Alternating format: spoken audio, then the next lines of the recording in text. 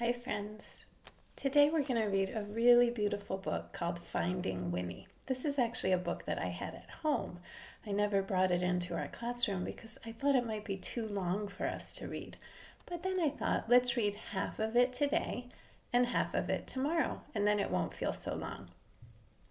So if you look at this book carefully, you'll see it's called Finding Winnie, the True Story of the World's Most Famous Bear.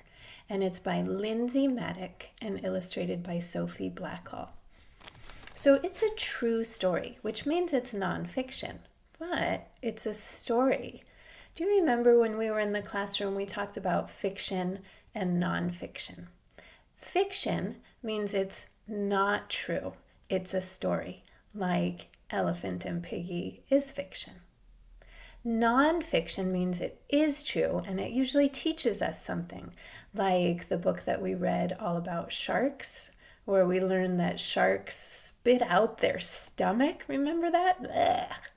So usually nonfiction is a teaching book, but this book is a story that's real.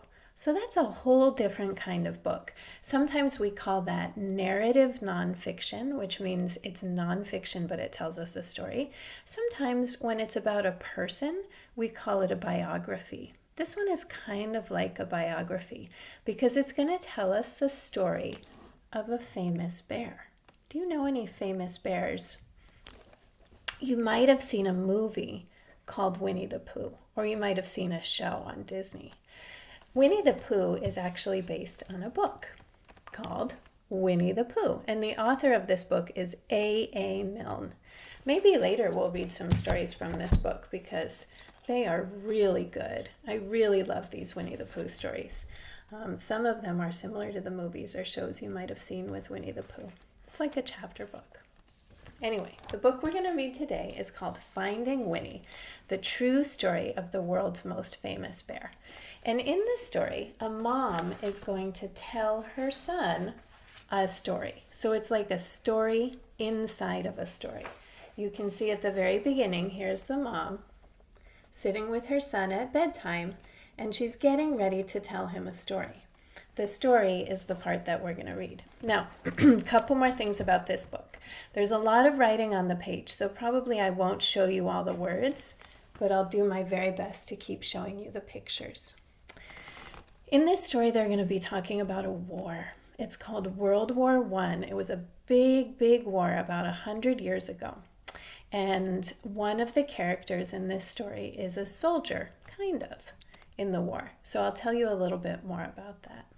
So let's get started. This book is called Finding Winnie. Could you tell me a story?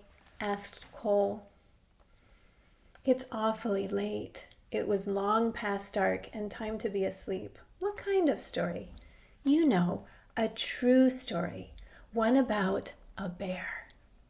We cuddled up close. I'll do my best, I said.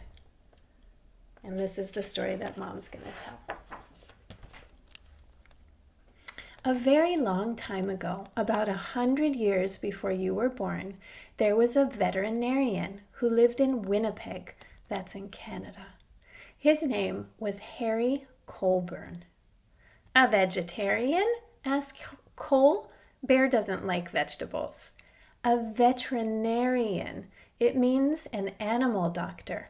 I know that, said Cole. That's what I was going to maybe be when I'm big. Now here we go back to the story. If a horse had the hiccups or a cow had a cough, Harry knew how to make them feel just right.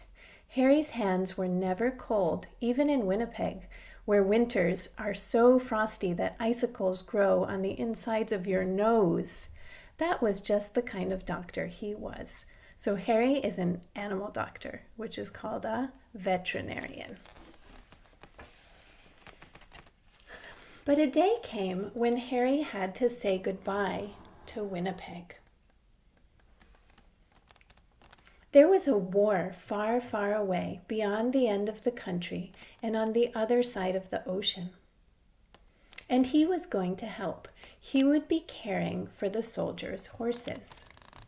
So Harry is going to serve in the war like a soldier, but his job is to be the veterinarian for the horses, because a long time ago people used to ride horses even when they were fighting in a war. Harry rode east on a train full of other soldiers. He leaned his head against the window, watching the land scroll by, wondering what it would be like to be so far from home. Look at that picture and think about what the author just said, wondering what it would be like to be so far from home. How do you think Harry is feeling right now? You can tell me or tell somebody that's watching this video with you.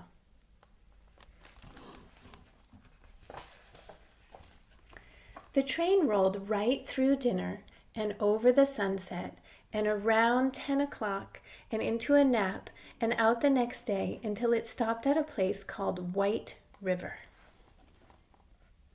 Harry decided to get out to stretch his legs.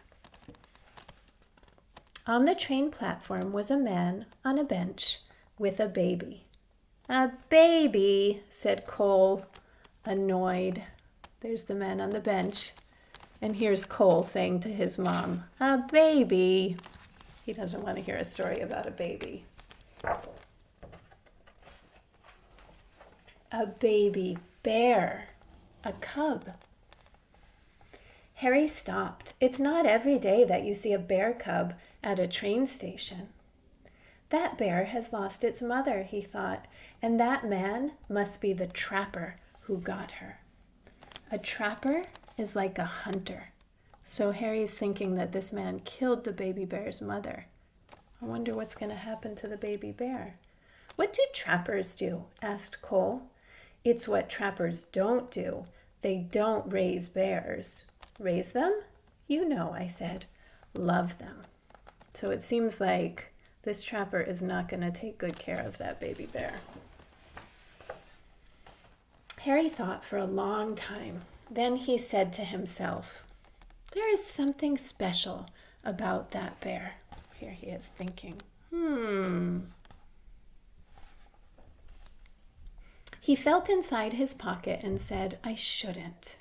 He paced back and forth and said, "I can't." Then his heart made up his mind, and he walked up to the trapper and said, "I'll give you $20 for the bear."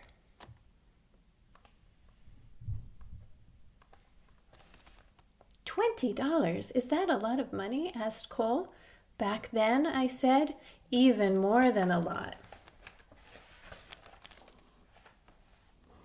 "Captain Colburn," said the colonel on the train as the little bear sniffed at his knees, "we are going on a journey of thousands of miles, heading into the thick of battle, and you propose to bring this most dangerous creature?" Does that look like a dangerous creature? Not really.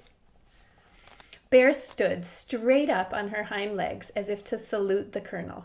The colonel stopped speaking at once, and then, in quite a different voice, he said, "Oh, hello." He thinks the bear is pretty cute. The men of Harry's regiment squeezed by to have a look. "I've decided to name her Winnipeg," Harry told them, "so we'll never be far from home. Winnie for short." What does that make you think of?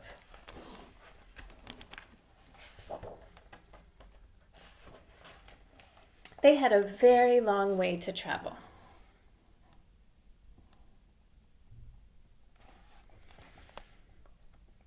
And they had already gone 3 or 4 feet when Winnie grew hungry. "What do bears eat?" the men wondered. "What don't they eat?" said Harry. "Vegetables," Cole reminded me. "Winnie ate vegetables," I said. "She ate everything except onions." They brought her carrots and potatoes and apples and tomatoes and eggs and beans and bread and a tin of fish and some slop in a dish. But Winnie was still hungry. "How about dessert?" said Harry, holding up a bottle of condensed milk. Taking the treat in her paws, Winnie lay on her back and hummed a happy song as she drank. The men roared, which means they laughed, because she's so cute. Harry and Winnie gathered with the soldiers from all over Canada in the green fields of Valcartier.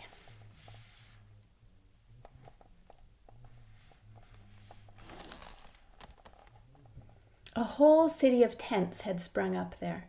One was a hospital for horses, where Harry went to work.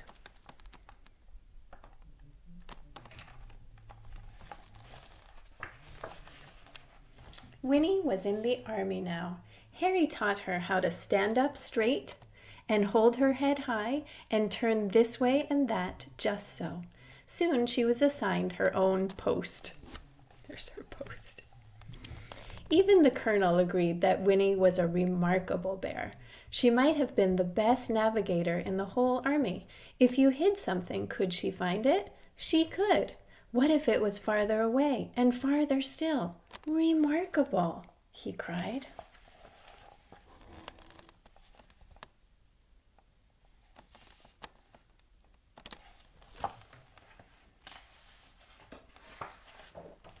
In the evenings, both of them were too tired to move. When Harry thought about Winnie and the voyage across the ocean, his head said, "I shouldn't." His head said, "I can't." But his heart had made up his mind. So Harry's going to have to take a trip on a boat with the rest of the soldiers to go to where the war is in Europe. And in his head, he's thinking, I shouldn't bring that bear with me. But what is he thinking in his heart? What do you think he's feeling? Tell somebody who's watching with you, or tell me.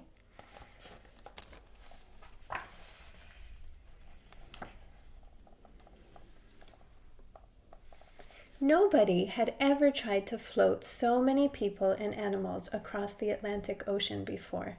30 ships sailed together, carrying about 36,000 men and about 7,500 horses, and about one bear named Winnie.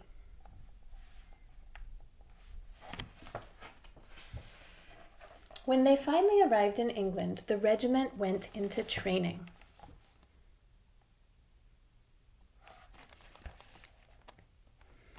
On the Salisbury Plain, where it rained and rained and rained. But Winnie didn't seem to mind. She was the mascot of the 2nd Canadian Infantry Brigade, and she attended her post with vigor. One day, Harry came running while she was doing her exercises in the tent. "You'll bring the whole place down," he said with a laugh. She had grown.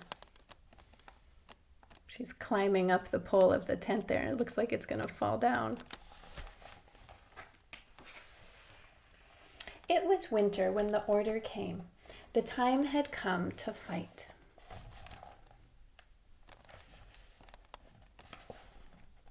Winnie posed proudly with the men for pictures to send home to their families. Harry thought for a long time. His head argued one way and then the other, but his heart made up his mind. He went to Winnie and said in a serious way, "There's somewhere we need to go." Winnie brushed the mud off her nose and nuzzled close. So all the soldiers are getting ready to go fight in the war, and Harry's really thinking about it. Should he bring Winnie with him or not? And friends, I'm going to stop reading there today. So you get to think about, before we read again tomorrow, do you think Harry's going to bring Winnie with him? Or do you think he's going to find somewhere else for her to live?